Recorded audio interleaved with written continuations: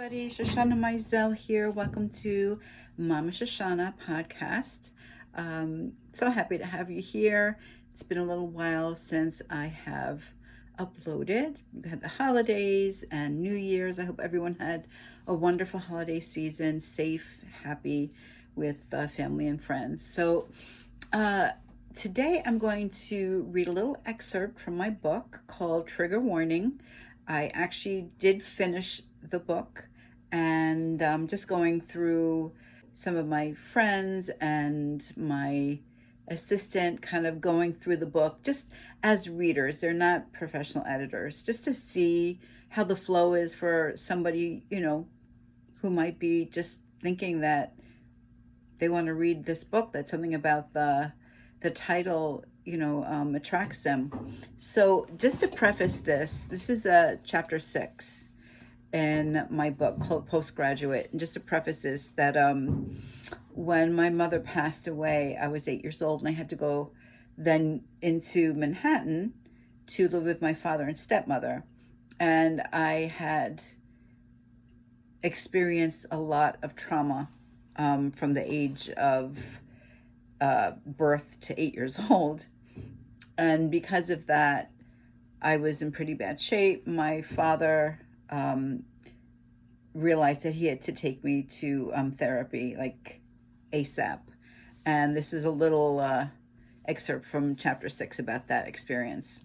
Again, it's called Postgraduate. The day my mom took her life, I was driven to live with my dad and stepmom in Manhattan. I must have looked like a broken child to them, because I was. At 8 years old, I peed in my bed at night. I had nervous tics where I would constantly blink my eyes, had a severe lisp, stuttered when I talked, and would cower with my hands covering my head when somebody would reach out to me. I could barely read or write. I was a mess. My father saw that I needed help. He needed help. My father was 48 years old when I was 8. He had never raised a child before, and I was a handful. Somehow he found the Postgraduate Center for Mental Health at 71 West 23rd Street in Manhattan. I remember my father bringing me to meet with a bunch of what I think were therapists. My father and I were taken into a big room that had a raised platform, like a small stage. I was asked to sit on a chair on the stage while these therapists asked me questions. I don't remember what they asked me, but I think it was some kind of case study. The therapists were taking notes on my responses, and I remember feeling nervous being in the spotlight as I felt like I was their guinea pig. A few days later, my father took me to see a male therapist at the Postgraduate Institute who was to perform a child psychiatric evaluation on me.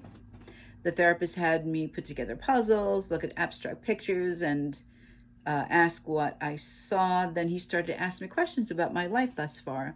I can't remember exactly what he asked me, but as the questions became more and more focused, and I told him with greater detail about my mother and my family life, I can still remember the shock on his face. This violence and sexual abuse was normal for me, but this therapist was in shock. My father, years later, said the therapist's prognosis for my future would be substance abuse, prostitution, and suicide if I did not get emotional help.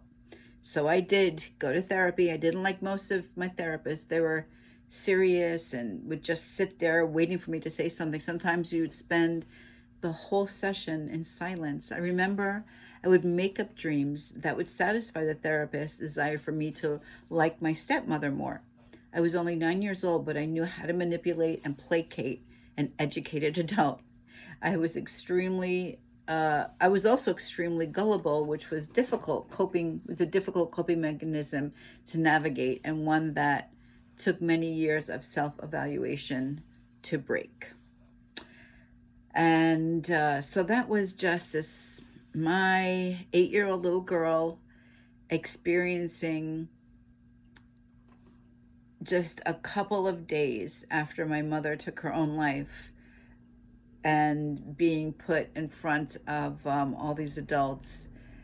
And it felt like another traumatic experience, but it wasn't. and it probably saved my life because I continued therapy. And